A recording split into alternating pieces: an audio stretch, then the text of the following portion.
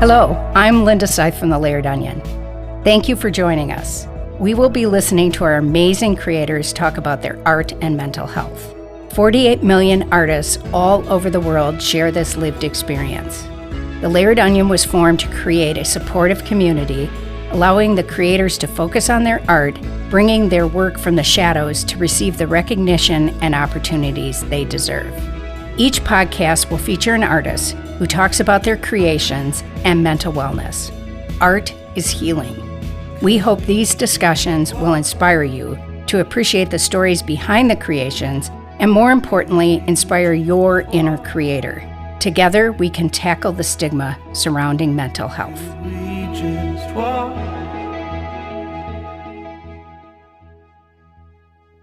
So, hello, Bailey. Welcome to our podcast. Hi, Linda. Thank you so much for having me. I'm really excited to be here. Me too. So maybe you could introduce yourself to our community and talk about both you and your art. Sure. So I'm Bailey Constas, and I am a watercolor primarily and recycled media artist. I was born and raised in Denver, Colorado. And then after college, I moved to New York and lived in Brooklyn for about 8 years.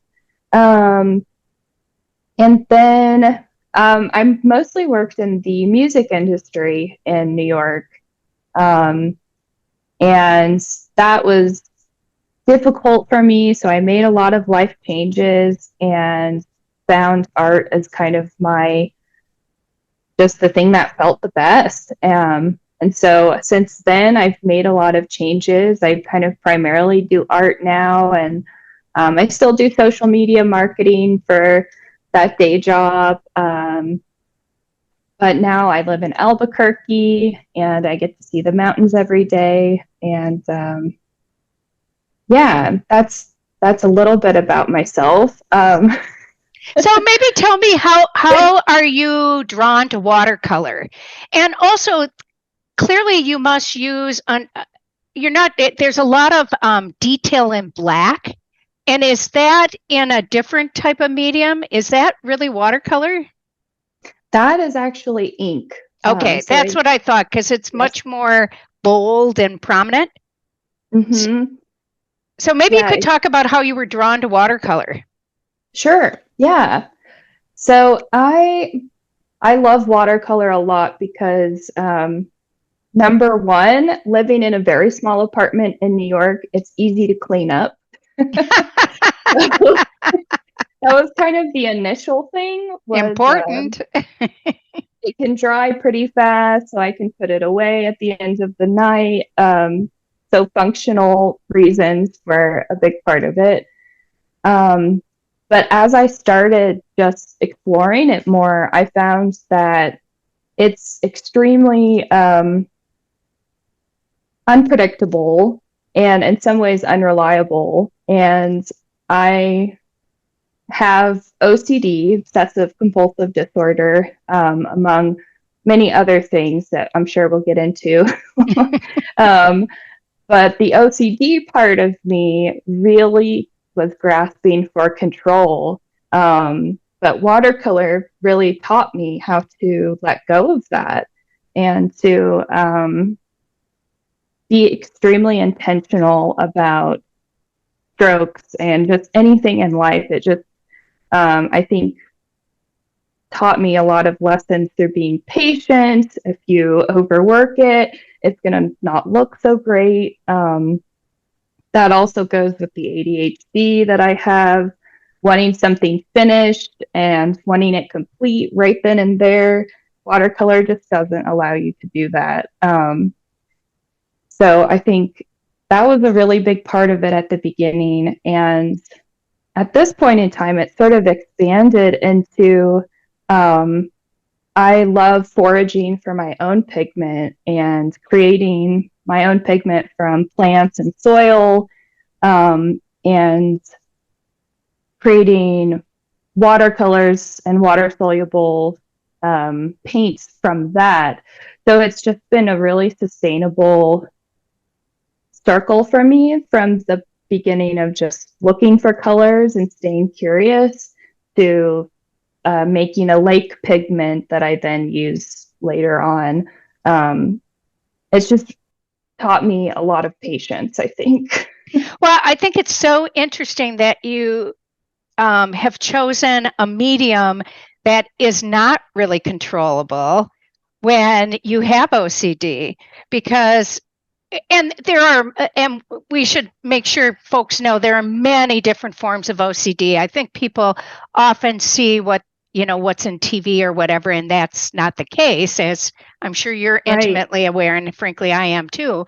And so it's very different, but often that is really interesting that you chose that challenge, and very consciously. So what gave you the courage to do that? Oh, that's a really sweet way of putting it. I think I had so many thoughts swirling in my head, and it was extremely hard for me to parse out what is what. And I think watercolors, just overflowing, uncontrollable nature, reflected how I felt. And when I really first started, I did a lot of faces, just I couldn't put words to what I was feeling. And so the watercolor's fluid movement really helped me just like accept that these emotions and these thoughts, they can kind of be blurred together and they can exist. And at the beginning, I did a lot of like little dots and just playing with how color mixes when it's wet. And in that, I saw myself and saying, oh, maybe this part of this thought is the OCD. Oh, and maybe this part is the depression. And maybe this part is the PTSD. And so I think it allowed me to put colors to the emotions and see them interact with each other in a beautiful way. It just felt so true to what I was experiencing. And I think in other medias, you can't be quite as expressive. What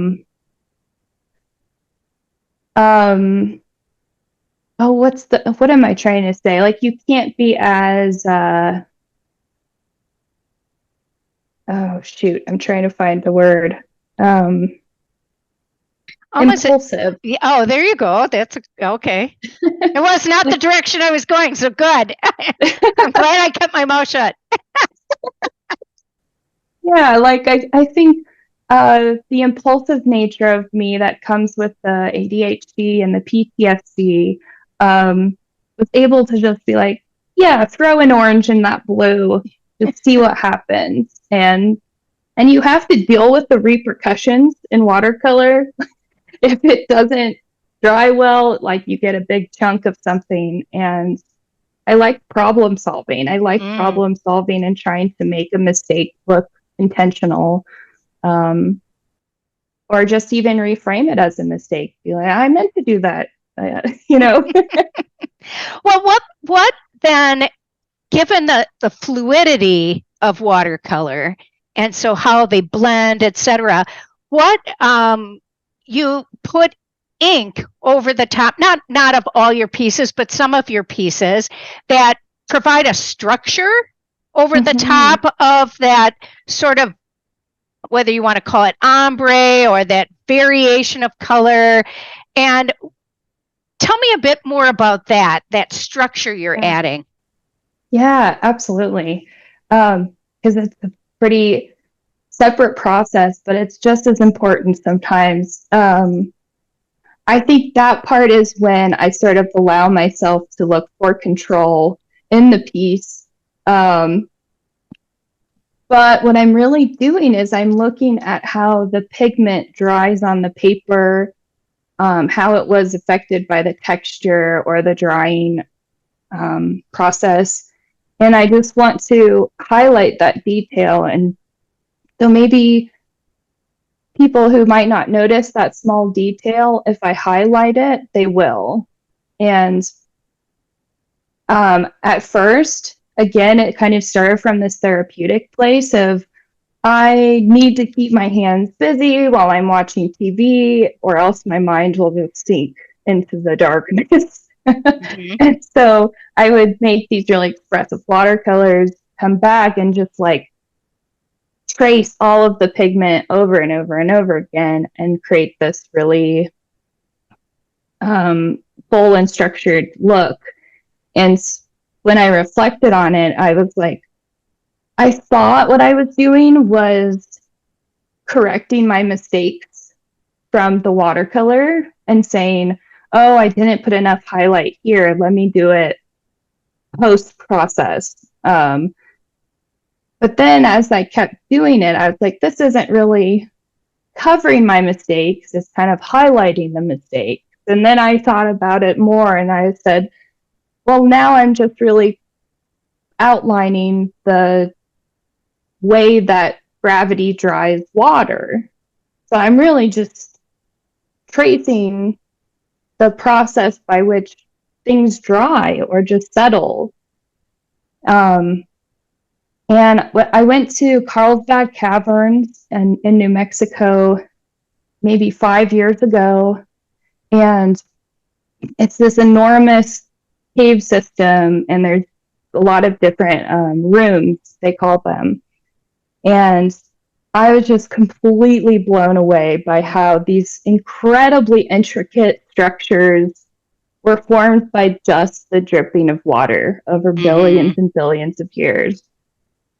And I was like, that's kind of what my art is. Like, it's like, I wanted to honor that process in a way that I could do it in this lifetime. And just in that moment, I realized that what I was doing was a lot bigger than me. It was a lot bigger than just me trying to deal with my emotions. It was me observing the natural process of things and kind of accepting it by engaging with it and kind of drawing attention to these small details and patterns. That's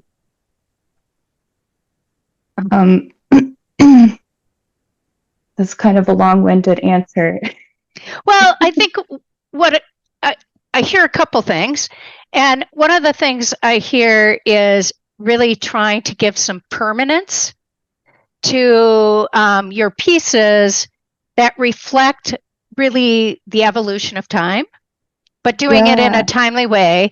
And I can really see that. There was a piece that was featured in our article we did with you. It was sort of almost like these turquoise mountains and an orange kind of, whether it was a sunset or background. But the lines there, I think, are critical because they just really outline sort of crevices and maybe, erosion and just different things. And without it, I think that piece would be so different. And so I think it really does give a sense of time by that ink on top. And then you have other pieces that I see that it's almost like it looks like you're looking down on them and it's water, like outlining water droplets. Do you know what I mean? Yes. A lot of people say they're like topographical map kind of looking. Yeah. So you get this very different feel then, but that also gives me a very earthy feel. Both of them have an earthy feel in a different way. And so I understand what you're saying.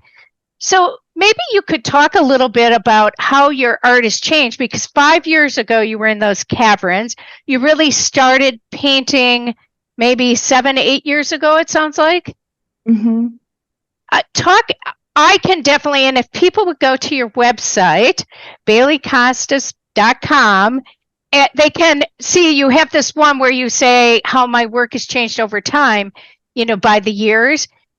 I really think the evolution is just fascinating in my mind. Maybe you could say from your perspective how you see there's been an evolution in your work. Yeah, absolutely. And I'd be curious to hear what you think as well. I'm experiencing it, differently.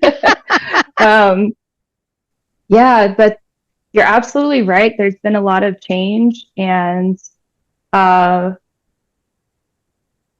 think now it is embracing my love of the land and earth and natural processes.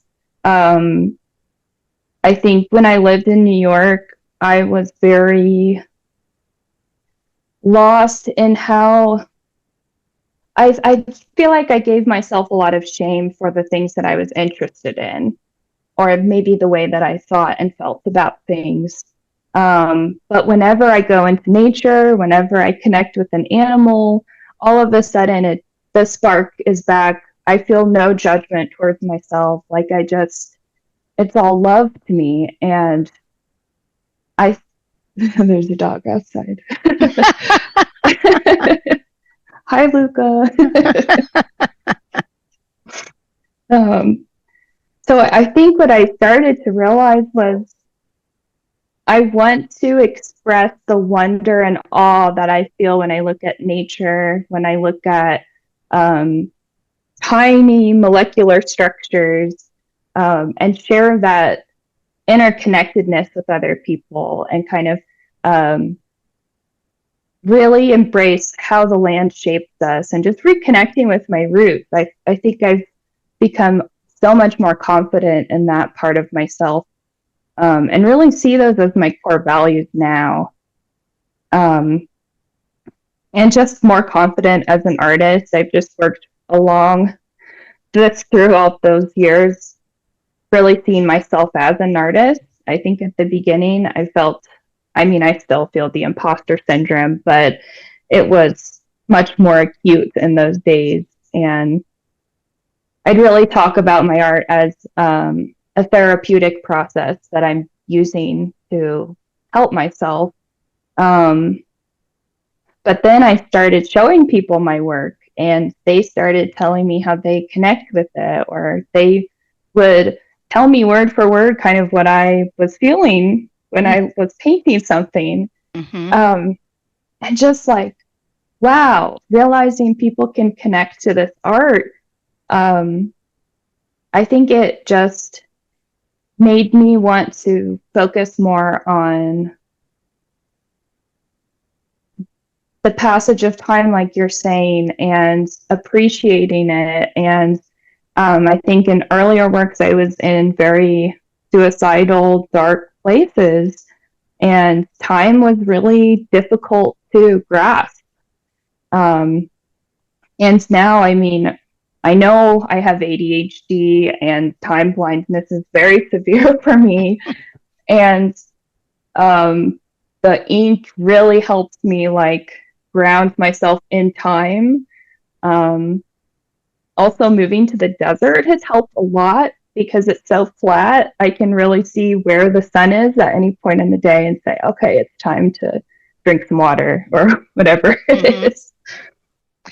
I think a couple things I noticed is I definitely see a lot of the struggles in the early work, and a lot more faces and emotions and processing, and I definitely, obviously, doing art in Brooklyn versus the desert, that night and day, right?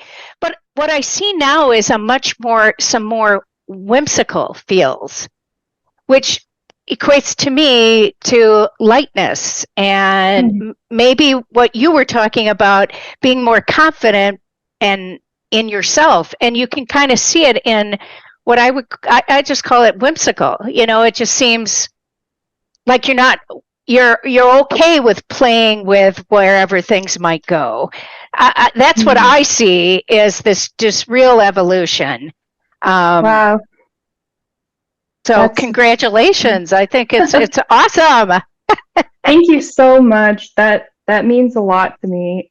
Yeah, because the last 8 years or so, I've been in therapy every week, 2 times a week, group therapy. I really feel like I've been trying to do the work to what they call it in DBT is make a life worth living. And I think once I've realized I need to put that forefront, and I start observing that in nature. Like there's this roadrunner that comes and just eats all the bugs in our yard and suns herself on the roof, and she is just so, oh, I just love her because she's so unapologetically herself. But she's been chased by hawks. She's been through it, but she's still just enjoying herself. And I think I've just found a better, deeper level of acceptance of life. And that's thanks to so many people loving in my life. And I'm really happy to hear that is shown in my artwork, because I really don't think about that sometimes. But and maybe that's the power of art being such a healing medium. You can see the healing process occur, but sometimes when we're in the midst of it or producing, we're not the ones who, maybe you step back over time, you can see it, but for others to see the changes. I do notice you have 2 of your pieces behind you. Oh, yeah. So maybe you could speak to those, because it's great that people can see it. They definitely, I see the desert in the lower piece. Yes, and definitely. The colors. But maybe talk a little bit about those 2 pieces. And describe them a little for those that are hearing. There's a piece down below that really has what I would call the Adobe colors and the sunset and the sunrise kind of colors. And the other one almost looks like it could be as you're climbing one of your mountains. Absolutely. Yes. Yeah. So let me walk over here so you can see awesome. A bit clearer. Okay. So. And of course, we're seeing a lot of other lovely pieces. All right. I know. Okay, so cool. This one is called Entombed, and you can definitely. Oh, okay, I see that. Yeah, so it's there's a turquoise sky, and then we have a mountainside, absolutely, and there's a body, like a shape of a body in the center of it, and it's all outlined in really detailed ink work.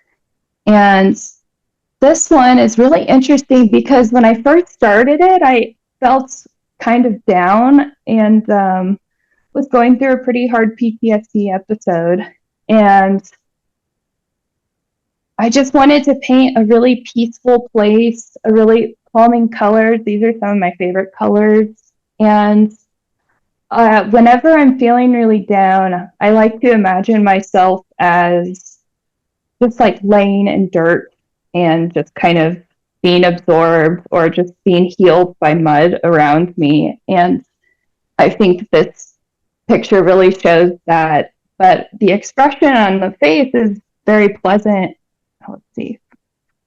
It's pretty peaceful. And I wanted to, like, once I got to the face, the piece sort of changed for me. And it was like, oh, this is about healing. This is about like returning to the earth and finding our roots and being thankful for all of the patterns and organisms around us that make us alive.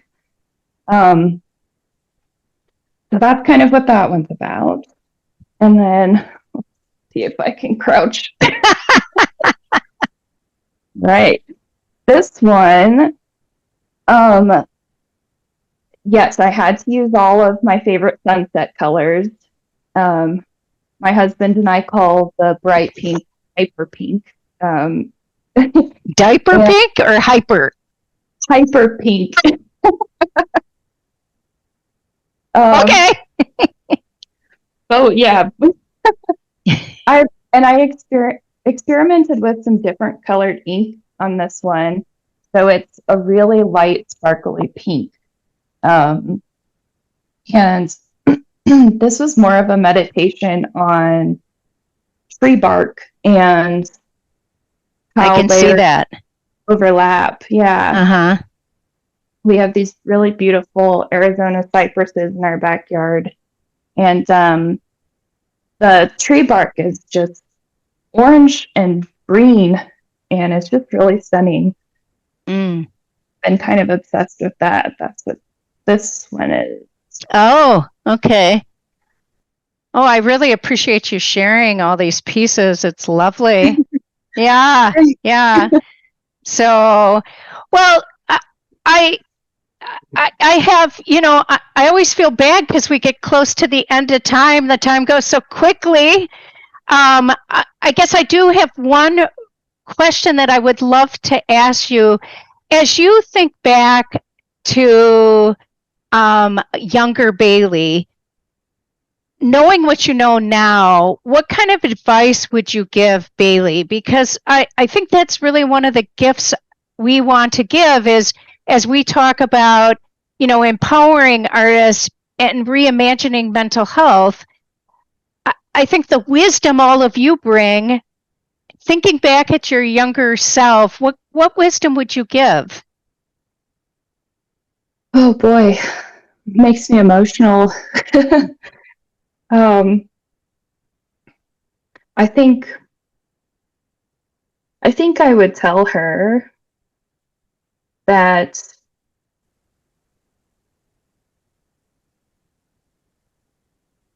oh wow, man. I think I would tell her that whenever you feel shame, it's always put on you from someone else. It's never your own. And to trust in those inner, whatever brings you that inner joy, just follow it full head.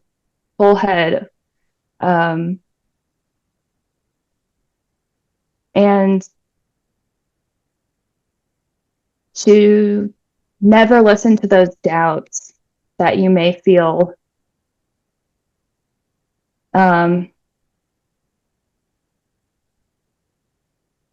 Yeah, just listen to them, observe them, but don't take them as your own. You don't need to take these feelings of shame or negative doubts. You don't need to own them as your own. I think that's what I would maybe say to her. Well, I think it's powerful advice because we're so affected by both visually what we see, and I do think that often, especially in media, we get these feelings of what life is like, which yes. Isn't necessarily it isn't what life is like, right? And Yep. and it really takes time to evolve, but if we could give that wisdom to younger selves, maybe we would get to a better spot sooner, right? Yeah, maybe so. Maybe. Yeah, we could hope. Yeah, but because I'm thankful for all of those hard lessons and those difficult challenges, because I wouldn't be who I am today without them. But right, like I would probably be feeling better about myself if I had placed that shame where it needs to be, where it's not our own. Well, you do absolutely beautiful work, and I love your pieces. Do you have anything else that you would want to share? Oh my goodness. I would just say that any artist who's out there living with multiple diagnoses, depression, anxiety, PTSD, ADHD, OCD, whatever it is, those things don't define you. They are a part of you, and they can be integrated, and you can work with it, and it can really be a gift. And to share it with other people, because then people can tell you that, because sometimes it's really hard to tell that to yourself. So don't be afraid to share that artwork. Yeah. Well, I so appreciate that you were willing to come on and talk so honestly. Thank you for that. And share your artwork, and look forward to, seeing more of your pieces and following you on your social media and your different work. And thank you so much. Really appreciate it. Thank you so much, Linda. It was a pleasure. I loved it. Thank you for joining us today. It is an honor to talk with these amazing creators. You can see and read the artist's work in the Shallot, our journal of mental health, art, and literature, or on our website, thelayeredonion.com. Thank you.